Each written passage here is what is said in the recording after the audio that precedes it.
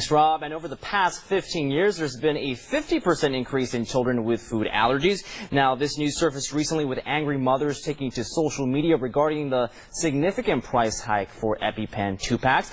Joining me now is Dr. Clarence Lee. He's with the medical director for the U.S. HealthWorks, and he's here just to talk about this spike. What some of the reasons why we're seeing this? The reasons we're not actually sure about. Most of the data and most of the studies that you're going to see out there are just going to talk about that increase. We're not sure exactly why. So there's a lot of speculation out to why the populations now are having more allergies, but we're not sure exactly. And just as far as the numbers go, so it is 50% increase that we've seen with kids. A lot more increase in kids, and a lot more severe reactions to common things, peanuts being one of the most common ones.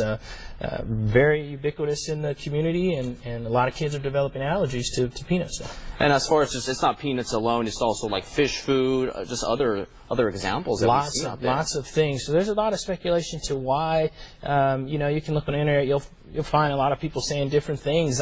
Personally, I think it's we live in a cleaner environment. We're not exposed to things as quickly when we're kids. We're kind of indoors and protected from a lot of things. And just what are some ways that families, parents could sort of help detect this if this is something going on with their kids? The most important thing for the public to know as far as a severe reaction is if a person has, or if a kid has any sort of respiratory complaints after an exposure, that's what you want to report. So any sort of allergic reactions, any sort of rash, a hive, redness, or any sort of swelling that you will see in a kid, make sure you report that to the provider. But the respiratory complaints are really the ones where you want to worry about. That's the serious reactions. And then here, prevention is also key. If we knew exactly what it was that was causing it, I could give some clear guidance on what prevention would be.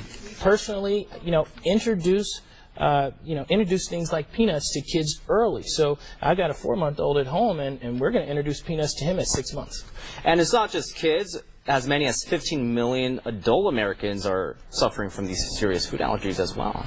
Yeah, so it's a serious problem. It's something that's going to be studied a lot more here in the future. I'm glad that this kind of uproar about the EpiPens is just bringing awareness to this, and hopefully get some more research dollars in to try to figure out why. Yeah, it's definitely highlighting this whole issue that we've been seeing. Big time. All right, doctor, thank you so much for joining us this morning. Thanks for having me. We'll send it over to Walt.